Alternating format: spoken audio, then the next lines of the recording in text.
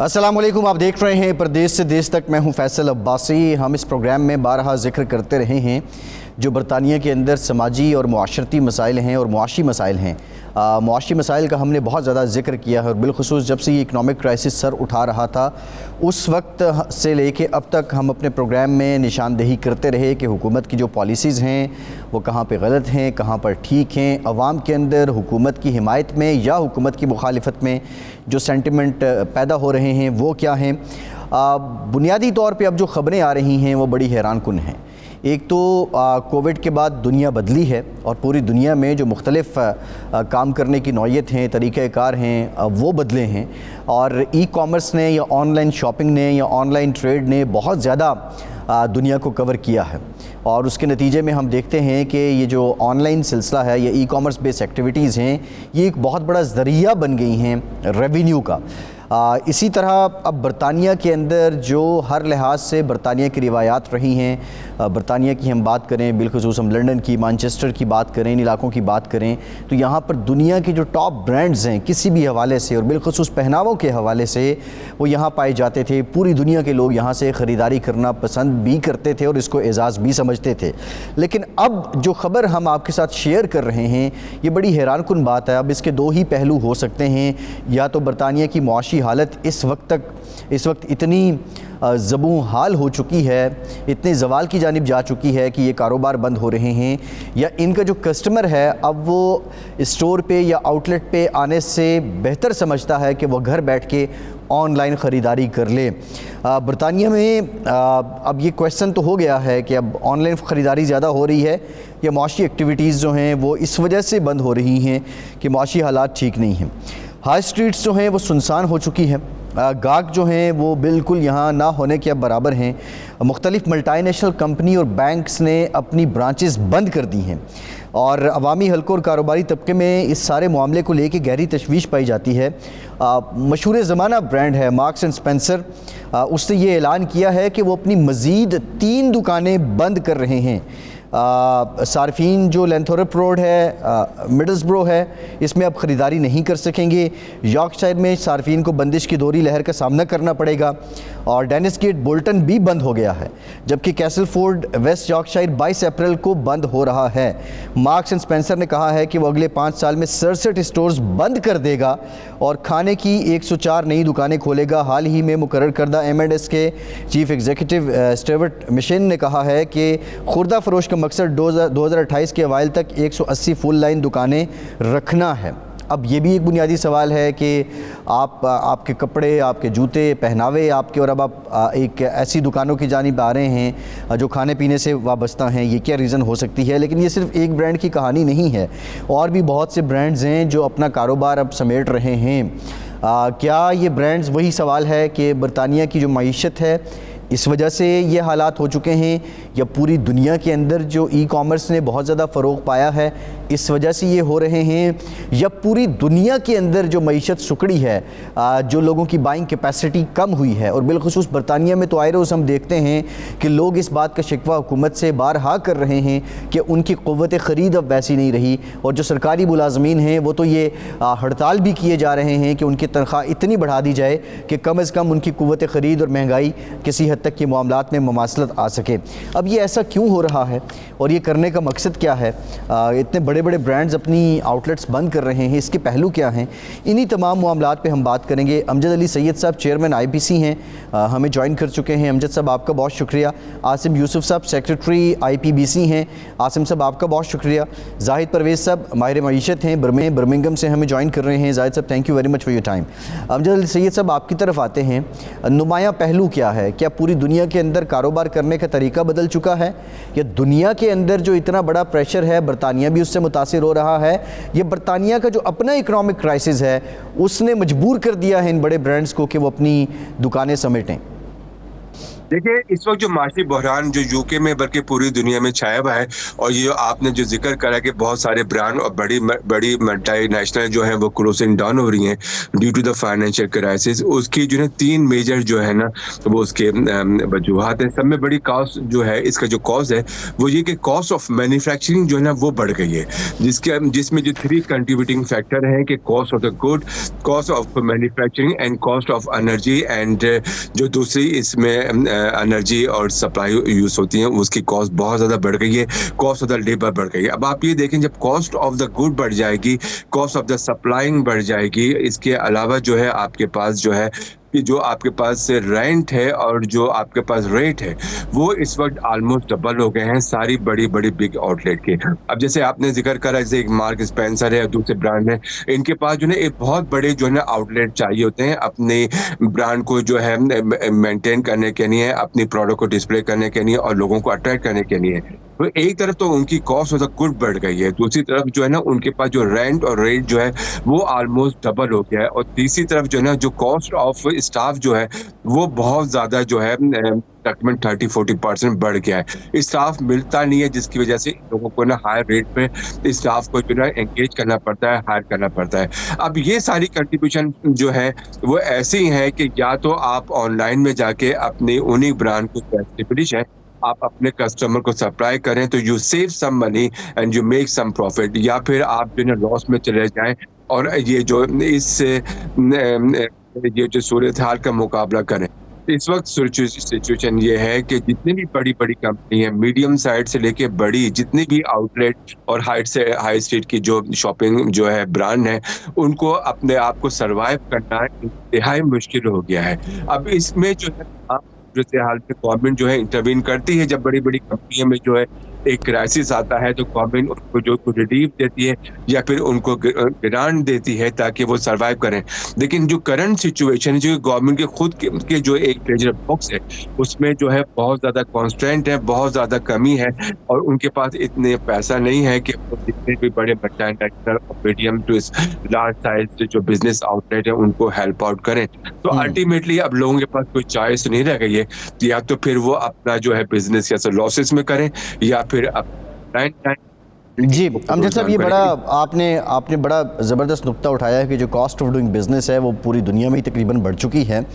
लेकिन आसिम साहब, ये जो बड़े ब्रांड्स हैं, इंटरनेशनल ब्रांड्स हैं, पूरी दुनिया में जाने माने जाते हैं, इनके पास तो बहुत से तरीके होते हैं। माजी में भी हमने देखा कि ये थर्ड पार्टी सर्विसेज ले लेते थे, या इवन थर्ड वर्ल्ड से ये मैन्युफैक्चरिंग करवा लेते थे, या उन ममालिक से मुख्तलिफ़ किस्म की ये सर्विसेज ले लेते थे, कहीं पे स्टिचिंग की, कहीं पे पैकेजिंग की, कहीं पे और तरीके से, जहाँ इनको कॉस्ट बहुत नॉमिनल पड़ती थी। तो अब क्या थर्ड पार्टी सर्विसेज लेना भी दुश्वार हो चुका है आसिम साहब? जी बिस्मिल्लाह फैसल साहब, पहले तो बहुत बहुत शुक्रिया आपका। देखिए, मैं चाहूँगा थोड़ा सा आपको एक मैं ओवरव्यू दूँ। ऑब्वियसली दुनिया के, जैसे आपने जिक्र किया कोविड का, तो कोविड के आने के बाद दुनिया में लोगों की जिंदगी है, उनको गुजारने का तरीका बदला, लोगों का बिहेवियर बदला, और 70% ऑफ जो ब्रिटिश लोग हैं वो समझते हैं कि ऑनलाइन जो परचेज है कोविड के बाद बढ़ गई। ऑब्वियसली यूके के अंदर जो है वो एक बड़ी एडवांस्ड जो है वो टेक्नोलॉजी है यूरोप के अंदर, जो कि ऑनलाइन है, और ओवर 60 मिलियन जो ई कॉमर्स यूजर हैं वो यूके के अंदर है। वो इसी इंटरनेट शॉपिंग जो है, मैं समझता हूँ कि उसने जो है वो टेक ओवर किया है। और अगर आप नंबर्स पे जाए तो जो यूके की जो कंज्यूमर है, 30% जो आपका टोटल रिटेल है यूके का, वो 30% उसका वो है, वो ई कॉमर्स उसको कवर करता है, जो कि 2020 में 20% था। और अगर आप उनकी टोटल जो टर्नओवर देखें तो $120 बिलियन का जो है वो ई कॉमर्स का टर्नओवर है, जो कि 82% ऑफ यूके पॉपुलेशन जो है वो इसकी ऑनलाइन शॉपिंग करती है। तो ये एक बहुत बड़े बड़े नंबर्स हैं जो कि आए हैं, और इनकी वजह से जो दुनिया के अंदर जो शॉपिंग करने का अंदाज है वो चेंज हुआ है। अब ऑब्वियसली एज ए बिजनेसमैन और एज ए बिजनेस, कोई भी बिजनेस होता है वो हमेशा दुनिया के ट्रेंड के साथ चलने की कोशिश करता है। तो ऑब्वियसली ये जो बड़े बड़े ब्रांड्स हैं, इनका अपनी प्रेजेंस को ऑनलाइन रखना अब ऑब्वियसली पॉसिबल नहीं है, बिकॉज जो आप 10 मैंने कहा 82% अगर लोग ऑनलाइन शॉपिंग कर रहे हैं जाके, तो जो लोगों की हाई स्ट्रीट पे प्रेजेंस है वो बहुत थोड़ी हो गई है। ऑब्वियसली जो रिटेल बैंकिंग है, अब हर बंदा चाहता है कि ऑनलाइन बैंकिंग करे। पहले आप समझते थे जो लोग बाहर जाके बैंकिंग करते थे, डे टू डे बेसिस पे लोग निकलते थे, बाहर जाते थे, तो एक रीजन थी to go to the bank, वो हाई स्ट्रीट पे जाते। अब लोगों ने हाई स्ट्रीट पे जाना बंद कर दिया है और हर चीज जो है वो सिमट के आपकी हाथ में, आपके मोबाइल फोन में, स्मार्टफोन में, आपके कंप्यूटर में आ गई है।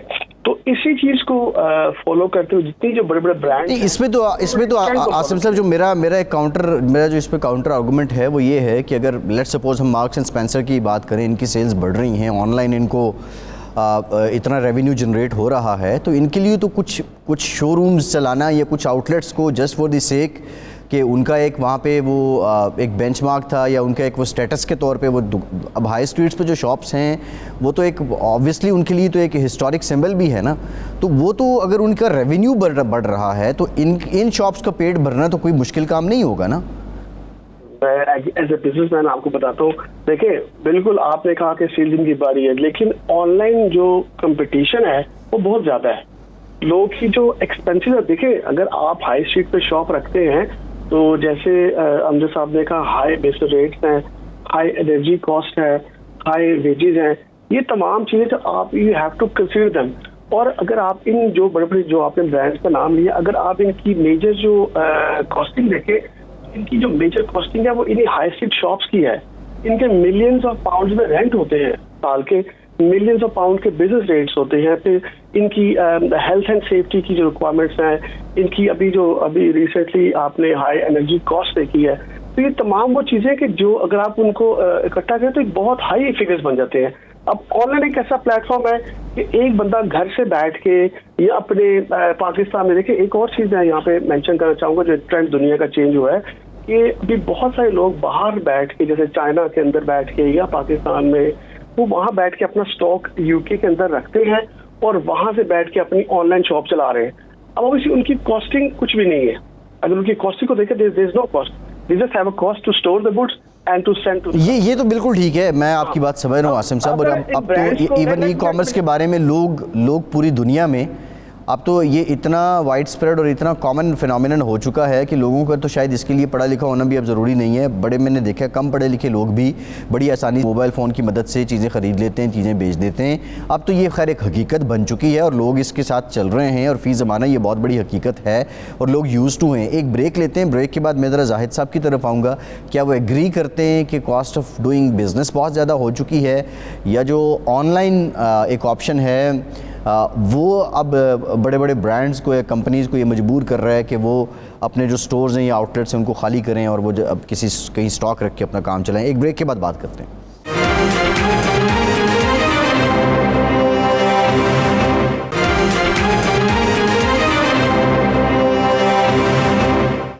ब्रेक के बाद एक बार फिर से आपको खुशामदीद कहेंगे। जाहिद साहब, सवाल आपसे यही है कि क्या ये बड़े आउटलेट्स, इनके स्टोर्स बंद होने की रीज़न ऑनलाइन बिज़नेस है मोस्ट इम्पॉर्टेंट या कॉस्ट ऑफ डूइंग बिज़नेस है? अब सवाल ये भी है कि कॉस्ट ऑफ डूइंग बिज़नेस अगर ज़्यादा है तो फिर ऑनलाइन भी तो उन्होंने मतलब कितना एक्सपेंस वो बचा सकेंगे अपना?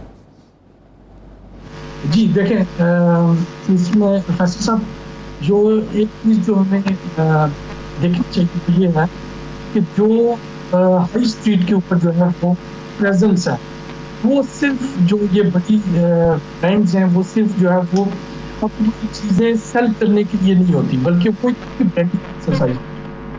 आपको जैसे मालूम होगा से 20-25 साल पहले चले जाए तो जितने भी इश्तिहारात होते थे वो अखबारों की तरह करते थे। अखबारात के बाद जो है वो इश्तिहारात जब पाकिस्तान की बात करो ज़्यादातर हुए काफ़ी बदल गया। अब इश्तिहारात का रुख जो है अभी रिसेंटली जो है वो यूट्यूब के ऊपर, सोशल मीडिया के ऊपर चला गया जी। एक इसके ऊपर जो है एक तो ये इसके ऊपर, दूसरा ये है कि जो अब ऑनलाइन का एक और बड़ा मजा है वो ये है कि यहाँ पे ना बहुत ज्यादा ब्रांड्स की चीजें चलती, तो लोग ये सोच रहे हैं कि किस तरीके से वो अपनी जो है वो प्राइस कम कर सकते हैं। तो वो मार्क्स एंड स्पेंसर के ऊपर, स्टोर के ऊपर जाएंगे, कुछ चीज देखेंगे and then they will search online, उनको जहाँ से अच्छी मिलेगी वो वहाँ से खरीद लेंगे। एक तरीके से मार्क्स एंड स्पेंसर ने उस सहूलत को यूज कर लिया, या जितने भी हाई स्ट्रीट के स्टोर्स हैं उनको यूज कर लिया, लेकिन जो है वो स्टोर्स के पास नहीं है। तीसरी बड़ी जो चीज़ अब ये है कि यूके के अंदर जो है वो हाउसिंग जो बहुत ज़्यादा शॉर्टेज है, और उनके रिटर्न्स भी बहुत अच्छे सही है। मैं जाहिद साहब आपकी तरफ दोबारा भी आऊँगा, आपसे मज़ीद बात भी करूँगा। साजिद खान साहब साबिक जॉइंट सेक्रेटरी यूके PCC आए हैं, वो भी हमारे साथ मौजूद हैं। साजिद साहब, गुफ्तगू आपने सुनी है, क्या अब नुक्ता तो यही है आपकी नज़र में, मैं चाहूँगा कि ज़रा ये इस्टेब्लिश हो जाए कि हमारे जो पैनलिस्ट हैं वो ज़्यादातर क्या राय रखते हैं कि ये स्टोर्स बंद होने की बड़ी रीज़न ऑनलाइन ई-कॉमर्स का फ़रोग है या कॉस्ट ऑफ मैन्युफैक्चरिंग बहुत ज़्यादा हो चुकी है? अस्सलामुअलैकुम जी सबको। एक तो मैं आपको ये बता दूं कि फैसिलिटीज़ हैं जो कि टेक्नोलॉजी के साथ साथ टाइम के साथ साथ ये बढ़ती जा रही हैं, जो कि एक खुशाइन बात है। इसलिए कि एक तो अच्छी बात है कि आपको कस्टमर को बैठे हुए घर में बैठे हुए एक चीज़ की जो है ना वहाँ पर बैठे हुए eBay के ऊपर या Amazon के ऊपर या किसी जगह पर बैठ के वो अपनी प्राइस चेक कर सकता है कोई भी चीज़ को। जैसा कि आपने नाम लिया मार्केस स्पेंसर का। मार्केस स्पेंसर का एक टाइम ऐसा था कि बहुत बड़ा नाम था। उस वक्त डिज़ाइनर को कोई नहीं जानता था, ये बड़े बड़े डिज़ाइनर जो भी आ गए हैं। उस वक्त सिर्फ माइकल सेंट माइकल चलता था। सेंट माइकल के पाकिस्तान से भी कोई आता था तो वो कहता था कि सेंट माइकल के लिए हमारे ये जंपर लेके आना, सेंट माइकल की शर्ट लेके आना, सेंट माइकल की। अब मैं बात कर रहा हूँ 25-30 साल पहले की बात कर रहा हूँ। तो टाइम के साथ साथ ये सब चलता रहा है। लेकिन इसी तरह जैसे कि सब ने यही कहा कि आसिफ भाई ने सब ने कहा कि कोविड जब आया तो कोविड की वजह से पूरी दुनिया में एक बहुत बड़ा तूफान आया है महंगाई का। पर ये सिर्फ कोई एक जगह पे नहीं हुआ, फिर ब्रेक्जिट आ गया, फिर उसके बाद यूक्रेन की आ गई।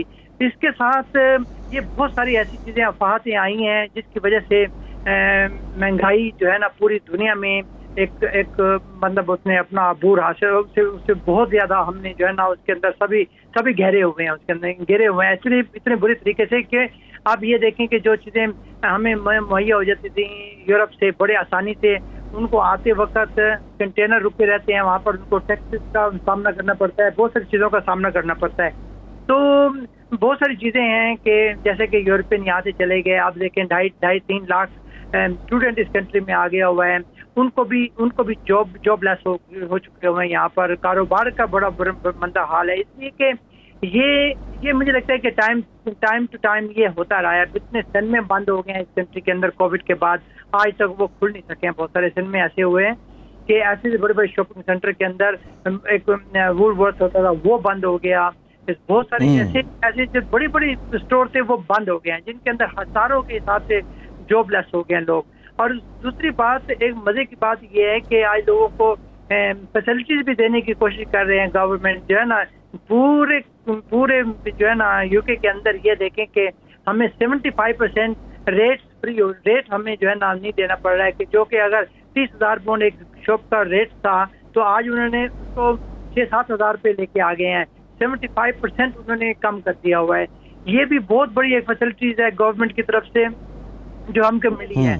तो अपनी तरफ से कोशिश तो यही की जा रही है, गवर्नमेंट अपनी तरफ से कोशिश कर रही है, या वो रिसेशन में आ रहे हैं, रिसेशन के साथ करेक्शन होती है, वो करेक्शन भी हो रही है। तो उसके साथ साथ ये है कि ये हम सामना करते रहे हैं और कई बार ऐसे हो के हर 10 साल के बाद कोई रिसेशन आती है, रिसेशन के बाद एक ऐसा अच्छा टाइम आ जाता है। प्रॉपर्टियाँ जो है ना अभी इस वक्त प्रॉपर्टियाँ डाउन भी जा रही हैं और कई जगह पे ऐसी हैं कि बहुत अप भी जा रही हैं। बहरहाल ये है कि मुल्क में कभी ऐसा नहीं होगा कि ये लोग बड़े बड़े जो है ना दानिशवर लोग बैठे हुए हैं गवर्नमेंट के अंदर। मुझे नहीं लगता है कि ये लोग चाहेंगे इकोनॉमी खत्म हो जाए ये हमारी। बहरहाल ये है कि बहुत सारे जो सुपर स्टोर थे, जो बड़े स्टोर थे, उनकी जो ओवरहेड्स थे ना वो बहुत ज्यादा थे हाई स्ट्रीट के ऊपर। तो उन्होंने उसको कम करने के लिए तो इनके एक तो रेट्स कम कर दिए हैं ताकि स्टाफ था जो 40,000 पाउंड स्टाफ एक साल की एक लड़की खड़ी होती थी, तो आज वो 40,000 से कम तो नहीं करेगी ना। पर ये है कि गवर्नमेंट की तरफ से फैसिलिटीज दे रही हैं रेट की शक्ल में या किसी और शक्ल में, या उनको सब्सिडी दे रहे हैं, उसको टैक्स के उसमें दे रहे हैं, मतलब अपनी तरफ से सॉफ्ट हुए हैं वो बहुत ज्यादा। बहरहाल ये है कि ये मुझे लगता है कि जैसे कि टाइम टू टाइम जो है ना अभी जो शॉपिंग जो है ना ये ऑनलाइन हो चुका हुआ है। मुझे लगता है कि एक ये हमारी बहुत अच्छी फैसिलिटीज है। हम घर बैठे हमें नेक्स्ट डे हमारे पास घर में आ जाती है वही चीज़। अगर हमने कोई बड़ी जैकेट लेनी है, एक स्टोर पे जाते हैं, उसके लिए मेरे पास जाना पड़ेगा, कार में जाऊंगा, वहाँ पर मैं शॉपिंग सेंटर में जाऊँगा, शॉपिंग सेंटर में शॉप अराउंड करूँगा। इस तरह मैं बैठे हुए पूरी की पूरी उसको मैं चारों तरफ देख भी सकता हूँ। अगर वो ख़राब है तो उसको दूसरे दिन मैं वापस भी कर सकता हूँ। एक बहुत बड़ी फैसिलिटीज़ है जो कि लोग अवेल कर रहे हैं उसको। तो एक जी बिल्कुल ठीक है, बिल्कुल ठीक है। एक ब्रेक लेते हैं, ब्रेक के बाद गुफ्तगू का सिलसिला यहीं है, हमारे साथ रहिए।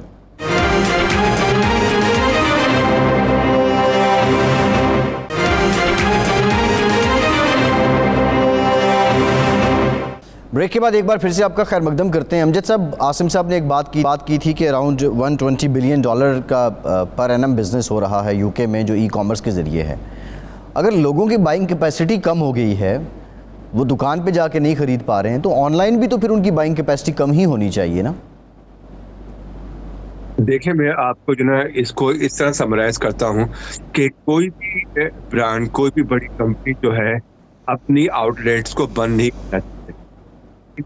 इसकी वजह ये होती है कि ये आउटलेट जो होते हैं उनको कस्टमर जो है ना वो सोल्ड आउट होते हैं इन्हीं आउटलेट की वजह से, इनकी गुड सर्विस की वजह से, गुड प्रोडक्ट की वजह से, गुड अवेयरनेस की वजह and good quality of the product होने की वजह से वो कस्टमर को क्या करते हैं, होल्ड करते हैं। अब ये जो ऑनलाइन जो बिजनेस है ये एक तरह की ओपन मार्केट है जिसमें आप कम्पीट करते हैं हर एक आदमी से, भले वो एक छोटी सी शॉप, भले वो पाकिस्तान में हो, इंडिया में, चाइना में हो, वो कहीं भी दुनिया में उसने अगर 1000 का माल डाल दिए तो बड़ी बड़ी कंपनियों को भी उस पूल में आके उनके साथ compete करना पड़ता है। और फिर जाहिर बात है उनके एक्सपेंस कम होते हैं। वो अगर एक प्रोडक्ट को 50% कम कर रहे हैं तो इनको भी फिर उसी तरह से अपने आप को आने पड़ता है। अनफॉर्चुनेटली सब में बड़ा जो नुकसान जो होता है जो एक कस्टमर को होता है वो ये होता है कि ऑनलाइन में जब वो कोई चीज बाय कर रहे होते हैं यही नहीं पता होता है कि वो क्या बाय कर रहे हैं, उसकी क्वालिटी क्या है, उसकी कोई कस्टमर सर्विस नहीं होती है, उसकी फेस टू फेस इंटरेक्शन नहीं होती है। और उस आजकल तो ये है कि फोन नंबर भी नहीं होता है कि आप उनको फोन उठा के कोई बात कर रहे हैं, कोई इन्फॉर्मेशन ले लें। ना सिर्फ ये कि अगर आपको कोई प्रॉब्लम है तो then you have not hassle to return it, और फिर देयर इज नो गारंटी कि मनी विल कम बैक। अब सिचुएशन ये है कि ये जो इस हालात पे पहुंच गए हैं बड़ी बड़ी मल्टीनेशनल, जहाँ पे जो मजबूर हो गए हैं कि अपनी आउटलेट को बंद करें और उसी सिस्टम में जाएं और compete करें एक जनरल आदमी से, जनरल मार्केट से, और अपनी प्रोडक्ट को उसी मार्केट में डालते हैं to cut down the prices and to compete with other people who are selling their good at a much economical prices। उसमें क्या है कि इन्हें अपनी क्वालिटी को जो है वो कंप्रोमाइज करना पड़ेगा। अब ये नहीं होगा कि जैसे कि आपने बड़े बड़े का नाम लिया हुआ है, जो क्वालिटी और गुड जो वो अपने आउटलेट में भेजते थे, जो प्रोडक्ट सर्विस जो वहाँ पे प्रोवाइड करते थे, जो कस्टमर केयर वो वहाँ पे प्रोवाइड करते थे, अब वो कस्टमर केयर वो सर्विसेज अब ये ऑनलाइन में तो नहीं होंगी। इसके अलावा जाहिर बात है 60-70% जो है उनको अपनी कॉस्ट जो है वो सेव होगी। लेकिन ठीक है अमजद साहब, आपसे मजीद बात भी करते हैं। मैं ज़रा आसिम साहब की तरफ आता हूँ। आसिम साहब, ये जो ऑनलाइन शॉपिंग के डीमेरिट्स हैं जो बात की है अमजद साहब ने, ये तो है कि आपको चीज़ नज़र कुछ आती है, जब आपके पास पहुँचती है तो उसमें बड़ा फ़र्क होता है, लेकिन आप नहीं समझते कि फ़ी ज़माना अब जिस तरह जो ये एक्टिविटी ज़्यादा हो रही है, इसका भी एक क्राइटेरिया बन गया है, इसके भी फ़िल्टर्स लगा दिए गए हैं, और ऑप्शन अगेन जो बायर है उसको मैक्सिमम दिया जा रहा है कि वो जाके अब इसको चेंज कर सकता है। और अब ये भी तो पॉसिबिलिटी है कि आप एक ब्रांड की चीज़ ऑनलाइन मंगवा रहे हैं और आप उसी ब्रांड के आउटलेट पे जाके उसको चेंज कर लें। तो आप नहीं समझते कि ये जो हर्डल्स हैं ये दूर कर दिए जाएंगे और ये दूर हो रहे हैं? आसिम साहब जी बिल्कुल फैसल साहब, बिल्कुल आप बात सही कि देखिए, मैं समझता हूँ कि अगर आप ऑनलाइन शॉपिंग को देखें तो ये ज़्यादा सेफ और ज़्यादा कस्टमर राइट्स को देखती है। देखिए, जब भी आप ऑनलाइन शॉपिंग करने के लिए जाते हैं तो आपके वहाँ पे आप देखते हो जो बायर जिससे आप सामान खरीद रहे हैं, सॉरी जो आपका जो सेलर जिससे आप सामान खरीद रहे हैं, उसकी रेटिंग क्या है, उसके गुड पॉइंट्स हैं, बैड पॉइंट्स हैं। अगर आपको गुड्स अच्छी कंडीशन नहीं मिलती, अगर आप एक भी नेगेटिव कमेंट किसी के बारे में छोड़ते हैं तो वो उसकी पूरी की पूरी सेल पे इफेक्ट करता है। तो इसलिए बायर देखिए, जैसे हाई सीट पे आपने गए, आपको चीज अच्छी लगी, आपने वापस की, वो कंप्लेन उसी स्टोर तक रहती है। अगर आप ऑनलाइन किसी कंप्लेन करते हैं या उसको कुछ करते हैं तो वो एक पूरी दुनिया के लिए विजिबल होती है, तो वो that makes a big difference to the sale of that company. तो मैं समझता हूँ कि ये पैरामीटर्स जो है रखे गए ऑनलाइन के, फिर इसमें आपका रिफंड की पॉलिसी का नहीं, ये तो प्रोपेगेंडा भी हो सकता है ना, ये तो बॉट्स के जरिए भी किसी कंपनी की रेपुटेशन खराब करनी है तो आप उसके बारे में नेगेटिव कमेंट करें। नहीं, देखिए बात यह है कि अब देखिए जैसे $1.2 बिलियन की जो सेल हो रही है, देखिए अच्छे बुरे लोग हर जगह पे होते हैं, ऑब्वियसली जहाँ पे अच्छे लोग हैं वहाँ बुरे लोग भी होते हैं। अगर आपके कुछ 100% जेन्युइन कस्टमर नहीं हो सकते, कुछ ऐसे भी लोग हैं जिनके आ रहे चीज मंगवाई, देखी, वापस कर दी। तो ये चीज है कि इनको कभी भी आप फिल्टर नहीं कर सकते। हाँ, जो परसेंटेज है बहुत थोड़ी है अगर आप सेल के हिसाब से देखा जाए, और दूसरी देखा जाए तो जो सेल है, जो प्लस पॉइंट्स है वो बहुत ज्यादा है ऑनलाइन सेल्स के। तो इसमें मैं समझता हूँ कि ये इनके प्लस पॉइंट ज्यादा है। बुरे काली भेड़े या बुरे लोग तो दुनिया में हर जगह पे होते हैं, तो उनको आप कभी भी बंद नहीं कर सकते। तो बिल्कुल ऑनलाइन जो है उसने लोगों को ये मौका दिया है कि आप कॉन्फिडेंस के साथ चीजें खरीदें, अगर आपको पसंद नहीं आती उसको वापस करें। तो मैं समझता हूँ कि ये दिस इज द फ्यूचर, हमें इन चीजों को अडॉप्ट करना पड़ेगा। और अब ये आने वाला वक्त जो है वो ऑनलाइन शॉपिंग का ही है। 2025 में ये प्रेडिक्ट कर रहे हैं कि यूके के अंदर 90% जो है वो शॉपिंग ऑनलाइन हो जाएगी। तो ये दुनिया जो बदल रही है और हमें इस लोगों के साथ चलना है। ठीक है, मैं ज़रा जाहिद साहब आपकी तरफ आता हूँ। जाहिद साहब, ये जिस तरह आसिम साहब बात कर रहे हैं, तो हम ये समझें कि जो मार्केट्स होंगी या शॉपिंग सेंटर्स होंगे या बड़े बड़े कमर्शियल बिल्डिंग्स होंगी, उसमें सिर्फ सर्विसेज इंडस्ट्री के दफ्तर ही रह जाएंगे, बाकी प्रोडक्ट्स वगैरह कुछ आपने ख़रीदना है, ये दुकान वाला सिस्टम प्रोडक्ट्स के उसमें तनाजुर में बात कर रहा हूँ, ये बहुत कम हो जाएगा आने वाले दिनों में। जाहिद साहब, मैं एक पॉइंट की तो आपको लाना चाहता हूँ, वो ये है कि देखें कि मैं तकरीबन 15-20 साल से रह रहा हूँ, और भी अगर आप मुझसे शहर गिनवाना शुरू करें तो शायद 15-20 के बाद मेरी गिनती खत्म हो जाएगी। इस वक्त भी मार्क्स एंड स्पेंसर के 200 से ज्यादा स्टोर्स मौजूद हैं। तो वो ये नहीं है कि इसको वो खत्म करें, वो सिर्फ ये कर रहे हैं कि जितने कोई प्रोडक्ट देखनी है, कोई ब्रांडिंग करनी है, उसको मेजर जो सिटीज हैं, मेजर हाई स्ट्रीट जो है उस तक महदूद किया जाए, ताकि वहां से कुछ कॉस्ट सेविंग की। मैं चंद आपके साथ नंबर भी शेयर कर देता हूँ। मेरे पास जो है इस वक्त कुछ नेट प्रॉफिट जो है 2020 का नेट प्रॉफिट जो है ये मार्क्स एंड स्पेंसर जो है, इसके बारे में एक और भी आप ध्यान में रखें कि ये नॉर्मली लोग इसको मार्क्स एंड स्पेंसर को, जो बड़ी उम्र के लोग हैं उनका ब्रांड, जो हिस्टोरिकली जो है वो जो यंगर पॉपुलेशन है वो मार्क्स एंड स्पेंसर के ऐसा जो है वो कस्टमर्स नहीं है। तो इसकी एक वजह ये भी है कि 2015-16 के बाद ये कंपनी काफी स्ट्रगल कर रही है। लेकिन मैं आपके साथ रीसेंट फिगर इसके शेयर करता हूँ कि 2020 में इस कंपनी ने 30 मिलियन का नेट प्रॉफिट जो है वो कमाया है। उसके बाद 2021 के अंदर इन्होंने एक बड़ा लॉस, तकरीबन $260 मिलियन का लॉस बनाया है। और 2022 के अंदर ये जो आप कह रहे हैं कि इन्होंने कुछ स्टोर क्लोज किए, आपको रीवैम्प किया, नए जो चीजें उसके साथ, तो इन्होंने तकरीबन $400 मिलियन का प्रॉफिट कमाया 2022 के अंदर। तो ये कंपनी जो है वो भी इवॉल्व हो रही है, तो नई जो जिद्दत आ रही है, जो लोगों का लाइफस्टाइल चेंज हो रहा है, जिस तरीके से लोग प्रेफर करते हैं स्पेंडिंग करना और शॉपिंग करना, तो उसके साथ ये कंपनी भी अपने आप को अलाइन कर रही है। तो ओवरऑल यहाँ पर जो पॉलिसी बनाई जाती है वो पब्लिक के इंटरेस्ट में बनाई जाती है। पाकिस्तान के अंदर जो है वो पॉलिसीज होती है वो ज्यादातर चंद जो 1% 2% लोग हैं उनके इंटरेस्ट में बनाई जाती है। यहाँ पर अपोजिट पॉलिसीज जो है वो पब्लिक इंटरेस्ट के अंदर बनाई जाती है, ताकि लोगों को जो है वो ज्यादा से ज्यादा जो है वो सहूलियात मिल सकें, एक कंपटीशन की वजाहत हो ताकि जिसके अंदर लोग कम खर्च के अंदर जो है वो अपनी जरूरियात की जिंदगी की चीजें जो है वो ले सकते हैं। तो मेरा ख्याल है कि ये जो ट्रेंड है ये पॉजिटिव साइड के ऊपर है, जैसे इससे पहले कॉलर कह रहे थे कि वो जो ट्रेंड है वो एक पॉजिटिव है।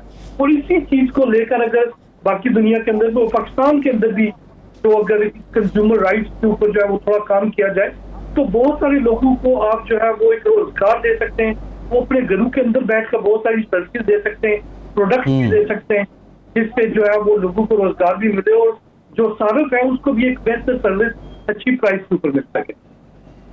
जी ठीक है, एक ब्रेक लेते हैं। ब्रेक के बाद हम स्पेशली बात करेंगे बैंक्स का बंद करना। बैंक्स के लिए तो ऑब्वियसली दुनिया भर में अब ऑनलाइन बैंकिंग है, लेकिन बैंक्स का अपनी ब्रांचेस बंद करना शायद ये रीज़न भी हो सकती है कि जिस एरिया में वो ब्रांच मौजूद है वहाँ पे अब वो बिज़नेस नहीं रहा, वो एक्टिविटी वैसी नहीं रही और वो वहाँ से वैसा पैसा भी नहीं आ रहा है। क्या ये रीज़न है, ये कोई और वजह है? ब्रेक के बाद बात करते हैं।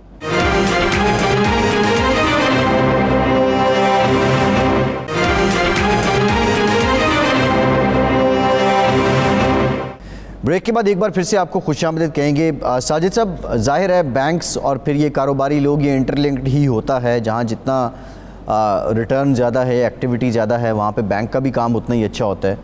क्या यही वजह है कि कारोबार स्लो डाउन है, इसलिए बैंक्स अपनी ब्रांचें बंद कर रहे हैं? देखें, ये जो है ना, मुझे लगता है कि अब ये सिमट के रह गया है, बहुत सारे, पूरा वर्ल्ड जो है ना बहुत सिमट के रह गया हुआ है। इसलिए कि जैसे कि पहले लोग कैश लेके फिरते थे, आज कैश बिल्कुल आप किसी की पॉकेट देखेंगे, किसी की जेब में पैसा नहीं होगा। अब 5 फोन देने के लिए भी हमें, हमारे पास कार्ड होते हैं, वो कार्ड टच करते हैं, जॉब डन। तो पहले होता था कि चलो भाई बच्चों को लेके जाना है, 200 पाउंड 300 पाउंड जेब में रखा और कहीं जाके खाना खाने चले गए। आजकल तो ये है कि हर चीज़ पूरी की पूरी जो है ना कार्ड के थ्रू हो रही है। तो अब ये है कि सारी नंबर गेम चलती जा रही है। पहले होता था कि कैश जो है ना फ्लो करता था पूरी कंट्री के अंदर। अब ये है कि 50 पाउंड का नोट भी अभी बहुत बड़ा लग रहा है लोगों को, कि यहाँ से सबसे बड़ा नोट 50 पाउंड का नोट है।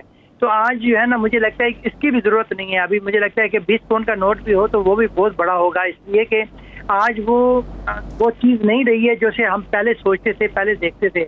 तो आज हम जैसे देख रहे हैं कि मार्केटों में जाते हैं हम लोग, रश होता है बहुत ज़्यादा चीज़ें बाय करने का। वो एक सर्टेन टाइम के लिए होता है, जैसे क्रिसमस टाइम होता है या फिर न्यू ईयर की शॉपिंग होती है, या कोई इस तरह की कोई शॉपिंग सेंटर्स होते हैं, उसमें जाते हैं। आजकल घर बैठे हुए इतनी अच्छी शॉपिंग हो जाती है, इतना अच्छा, मैं कहता हूँ वही की हुई चीज़ घर बैठे आपको मिल जाती है, आपको हाफ प्राइस में।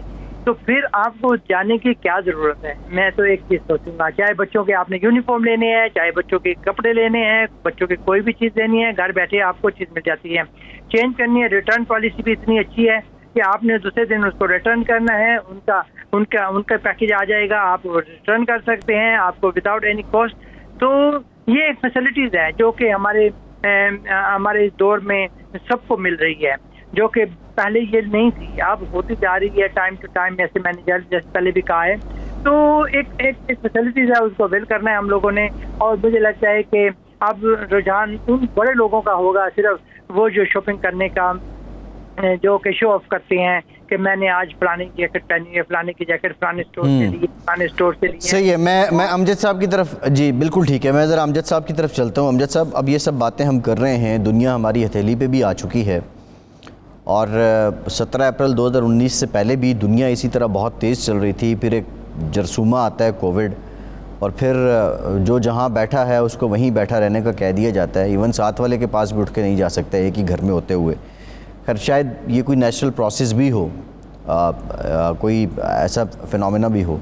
लेकिन मेरा सवाल ये है कि अब ये जितना चीज़ें हाइब्रिड, जितनी इजी, जितनी आपके पास, अब पहले आप जाते थे चीज़ों के पास, अब चीज़ें आपके पास आ चुकी हैं। अब इसमें सिक्योरिटी एलिमेंट आप क्या समझते हैं? सिक्योरिटी रिस्क क्या है इसमें? कितना बड़ा रिस्क है सिक्योरिटी? देखिए, मैं आपको इस बात को इस तरह समझा सकता हूँ आपको। देखिए, जो सब में ज़्यादा 30-40% जो आपका एम्प्लॉयमेंट है, ये हाई स्ट्रीट के जो लोग हैं ना, यही प्रोवाइड करते थे। अगर हाई स्ट्रीट का बिजनेस ख़त्म हो जाता है तो गवर्नमेंट पे एक एक्स्ट्रा बर्डन हो जाता है कि वो 30-40% जो स्टाफ जो है वो एक तो रिडंडेंट हो जाता है, और दोबारा से जो है वो इनकम सपोर्ट और गवर्नमेंट पे बर्डन हो जाता है। तो इस वक्त जो है गवर्नमेंट ये कभी नहीं चाहेगी कि वो हाई स्ट्रीट का बिजनेस जो है बिल्कुल फिनिश हो जाए, ख़त्म हो जाए। There will be equation and there will be balance between the high street business and on the internet market। अब जो आप रिस्क जो कैरी करते हैं वो करते हैं अपनी कॉन्फिडेंशियलिटी ऑफ इंफॉर्मेशन से, जो बहुत ज़्यादा जो है वायलेट होती है। आपका डेटा प्रोटेक्शन एक्ट जो है वो वायलेट हो जाता है, क्योंकि आप जो है एक अनजाने लोगों को अपनी सारी इंफॉर्मेशन जो है वो प्रोवाइड करते हो, अपने कार्ड डिटेल करते हो। आपको ये नहीं पता कि ये लोग कहाँ बैठे हैं, किस नेटवर्क में, कॉल सेंटर में बैठ के एक वीडियो लिंक के जरिए आपकी सारी इंफॉर्मेशन इंडिया में या चाइना में दूसरी जगह में जा रही, तो यू फील इनसिक्योर। ये तो इसकी सेफ्टी और इनसिक्योरिटी है। दूसरी ये है कि जितने भी जो लोग हैं यूके में, जो बिजनेस कोविड की वजह से जो ना फिजिकली लोग जो है ना, उनको एक साइड इफेक्ट जो हुआ वो ये कि वो थोड़े लेथार्जिक हो गए, टायर्ड हो गए, उनकी बॉडी में वो एनर्जी और वो तवानाई और मोटिवेशन नहीं रहा जिसकी वजह से वो जैसे पहले एक्टिवेट करते थे कि मूव कर रहे हैं, गप्पे शप्पे मांग रहे हैं, भाग रहे हैं, वो थोड़ा सा कमी है। बहुत सारे लोग तो काम ही नहीं करना चाहते। बहुत ज्यादा 30% एनएचएस का जो स्टाफ है वो ऑलरेडी बिफोर एज जो है उसने रिटायरमेंट ले ली है। बहुत ज्यादा मार्केटिंग सेक्टर में वो लोग 40-45 एज में है, उन्होंने रिटायरमेंट के लिए अप्लाई करिए, they swapping over the job, easy job दे लो। अब सब में बड़ा जो नुकसान हो रहा है वो ये हो रहा है कि उन लोगों ने जो बिलियन पाउंड का इन्वेस्टमेंट कर रखा है हाई स्टेट मार्केट में, जो कि ना सिर्फ to provide the good service but to also provide the employment to the local people and to maintain a good relation with the customer, वो खत्म हो रहा है। लेकिन ये कभी नहीं होगा, गवर्नमेंट ये कभी नहीं चाहेगी there will be good acquisition, there will be good balance. देखो जब आप हाई अपनी प्रोडक्ट को जाके तो तुम्हें पता है कि you know what you buying और आप इमीडिएटली खरीदते हो, आपकी एक्सेसिबिलिटी होती है। इंटरनेट पे जब आप जाते हो you don't know when you going to get the product. जब कितने सम टाइम जो ना मैं भी कभी करता हूँ तो पता लगा कि बाज़ों का तो 2-2 3-3 हफ्ते छोटी और जो आप समटाइम आप ऑर्डर करते हो पता लगा कि वो डिजास्टर आ जाता है और समटाइम जो ना आपकी पोस्टेज चार्जेस ऐसे लगा देती हैं जो गुड्स ज्यादा हो जाती है। ये सारे प्रॉस एंड कॉइंस हैं, लेकिन देखो मार्केट चेंज हो रही है, दुनिया चेंज हो रही है, लोगों के पास बाइंग का बिल्कुल ठीक है। मैं आपकी बात से एग्री करता हूँ अमजद अली सैयद साहब। अब यहाँ एक नुक्ता ये है कि कन्वेंशनल मार्केट और ये जो मॉडर्न मार्केट है, मॉडर्न टेक्निक है, दोनों अपनी अपनी जगह एग्जिस्ट करती हैं, दोनों के अपने फ़ायदे हैं, अपने डीमेरिट्स हैं। लेकिन जो सबसे अहम कंसर्न है वो सिक्योरिटी का ये है आसिम साहब कि अगर बरतानिया के अंदर कानून मौजूद है कि अगर कोई फ़्रॉड करता है, कोई डिजिटल फ़्रॉड कर रहा है तो बरतानवी कानून के तहत उसको सज़ा दी जा सकती है। लेकिन एक शख्स किसी दुनिया के चौथे कोने में बैठा हुआ है और वो वहाँ बैठ के एक बरतानवी शहरी को लूट लेता है, तो क्या इसके लिए इंटरनेशनल लॉ भी कोई मौजूद है, कोई कंसोर्शियम भी मौजूद है, कोई ऐसा तरीक़ाकार है कि जिसके ज़रिए जो शख्स किसी और मुल्क में बरतानिया के शहरी को लूट रहा है ऑनलाइन उसको सज़ा दी जा सके? आसिम यूसुफ साहब। जी फैसल सर, मैं आपको देखिए जैसे सिक्योरिटी की आपने बात की है, देखिए ऑनलाइन जब आप शॉपिंग करते हैं तो आपकी जो ट्रांजेक्शन होती है वो सिक्योर होती है। अगर खुदा ना खास्ता if you become victim of a fraud तो बैंक आपसे वो इन्वेस्टिगेट करके आपको पैसे वापस मिल जाते हैं। तो इसमें मैं समझता हूँ कि सिक्योरिटी के ऊपर डेफिनेटली दुनिया में काम भी हुआ है, तमाम बैंक्स ने काम किया है। जैसे आप देखिए OTP है, वन टाइम पासवर्ड है, जब आप कोई ऑनलाइन ट्रांजेक्शन करते हैं तो वो आपको एक OTP के थ्रू, जो भी मोस्ट रिसेंटली यहाँ पे इंट्रोड्यूस हुआ है लोगों को, कि कभी भी आपको चीज़ बाय करते हैं कि सर्टेन अमाउंट के ऊपर तो वो बैंक के कार्ड पे आपको आपके मोबाइल नंबर से कनेक्ट होता है और आपका एक OTP जिसको वन टाइम पासवर्ड कहते हैं वो आता है। और उस ट्रांजेक्शन में जाके आप जब तक वो OTP नहीं डालते वो आपकी ट्रांजेक्शन गो थ्रू नहीं होती। इसका मतलब है कि ये ट्रांजेक्शन आप ही ने की है। तो मैं समझता हूँ ये ज्यादा सिक्योर है और आने वाले वक्तों में इसको और सिक्योर बनाया जा रहा है। इसमें जैसे मैंने बताया OTP का है और आपकी ऑनलाइन कंफर्मेशन है, फिर आपको एक टेक्स्ट मैसेज आता है अगर आप कोई शॉपिंग करते हैं कि ये आपने परचेज की है, अगर ये आप हैं तो ठीक है, अगर नहीं है तो आप बताएं। तो मैं समझता हूँ कि डिजिटल वर्ल्ड जो है इसमें आपका जो सेल फोन है, जो आपके स्मार्टफोन्स हैं, उनका आने वाले वक्त में बड़ा रोल है। अब आप देखिए आपकी हर चीज़ आपके स्मार्टफोन के अंदर है, आपके घर के दरवाजे, आपकी लाइटें हर स्मार्टफोन से कनेक्टेड है। तो स्मार्टफोन के थ्रू, क्योंकि आपकी आज के दौर में अगर इंसान है तो आपकी स्मार्टफोन के बगैर कोई लाइफ नहीं है, तो हर चीज़ को। लेकिन इसके आसिम साहब इसके पैरेलल हैकिंग भी तो एक पूरी इंडस्ट्री है ना। ये चीजें दुनिया में चलती रहेगी फैसल, इनको आप रोक नहीं सकते। देखिए दुनिया के इतने बड़े ब्रांड उनकी कॉपियां बनती हैं, वो नहीं रोक सकते। अब बात है कि ये चीजें जहाँ पे आप टेक्नोलॉजी आती है, जहाँ पे चीजें आती हैं, जहाँ फैसिलिटीज आती है, वहाँ पे इनके साथ नुकसान भी होते हैं। बट ओबियसली नुकसान पे काम भी होता है। बट ओबियसली अगर आप ओवरऑल देखें तो ये एक फायदा है। सिक्योरिटी जो चीजें लोगों को फैसिलिटी मिल रही है वो बहुत ज्यादा है। उसके साथ साथ कहीं ना कहीं इश्यूज आते हैं। दुनिया में गाड़ियां कितनी चोरी होती हैं, वो बंद नहीं हो सकती, और उसके ट्रैकिंग बेटर हो गई है, उसके अंदर ट्रैकिंग आ गई और उसके अंदर चीजें लेके आते हैं। तो इसके ऊपर काम होता है। बट ऑब्वियसली जहाँ पे चीजें आती हैं उसके साथ उसके नुकसान भी आते हैं। तो मैं समझता हूँ ऑनलाइन जहाँ पे चीजें हैं, बट अगर फिर भी आप देखा जाए तो ये चीजें बड़ी सिक्योर हैं और तमाम बैंक्स और क्रेडिट कार्ड कंपनीज और ये जो आपकी वेबसाइट कंपनीज है, they are spending so much money to secure this transaction. तो आपके राइट्स हैं यहाँ पे, अगर आपके साथ जैसे मैंने बोला फ्रॉड होता है तो आपको आपका पैसा वापस मिल जाता है। तो ये ज्यादा सिक्योर है। बिकॉज देखिए you have to make yourself ready for the जो आने वाला वक्त है, उसके लिए आपको तैयार करना है। और आने वाला वक्त है वो डिजिटल दुनिया है, उसमें आपकी हर चीज डिजिटल है, आपकी शॉपिंग, आपकी हर चीज डिजिटल है। सही है। जाहिद साहब, आप ब्रीफ कमेंट कर दें। आप समझते हैं कि सिक्योरिटी फैक्टर भी इतना नुमाया नहीं है, ये चीज़ें ओवरकम हो जाएंगी, कोई रिस्क इतना बड़ा नहीं है ऑनलाइन मार्केट का भी और कन्वेंशनल मार्केट की निस्बत? नहीं, मेरे ख्याल में जो पहले पार्टिसिपेंट वो ठीक बात कह रहे थे कि किसी भी हर कोई भी चीज हो उसके फायदे नुकसान होते हैं। आपने ये देखना है कि ज्यादा फायदे हैं या ज्यादा फायदे हैं तो आप उस चीज को ले। मेरे ख्याल में क्योंकि बहुत सारे लोग अभी जो हम मेरा ख्याल है वो नस्ल है कि जिसमें बिल्कुल वो एनालॉग फोन देखे, उसके बाद वो पहले जो है वो फोन आए और उसके बाद जो है वो चढ़ के बल्कि मोबाइल हर चीज आपके जो है वो एक हाथ में आ गई। तो नई आने वाली नस्ल है वो जो है उनकी जो ग्रिप है टेक्नोलॉजी के ऊपर वो बहुत बेहतर है। तो आहिस्ता आहिस्ता ये चीजें भी डार्क वेब के ऊपर और जो लोग कमाई करें वो हमारी छोटी छोटी चीजों ही का फायदा उठा के जो है हमारी इंफॉर्मेशन को स्टील करते हैं। तो वो आहिस्ता आहिस्ता ये चीजें बिल्कुल इम्प्रूव हो जाएंगी और जो बैंक जी वो भी ऐसी चीजें ला रहे हैं जिसके अंदर जो है मिनिमाइज किया जा सके। तो मैं ठीक है, प्रोग्राम का टाइम जाहिद साहब ख़त्म हो गया है। रवेज साहब बहुत शुक्रिया आपका, साजिद खान साहब, आसिम यूसुफ साहब, अमजद अली सैयद साहब, तमाम मेहमानों का बहुत शुक्रिया। फैसल अब्बासी को इजाज़त दीजिए।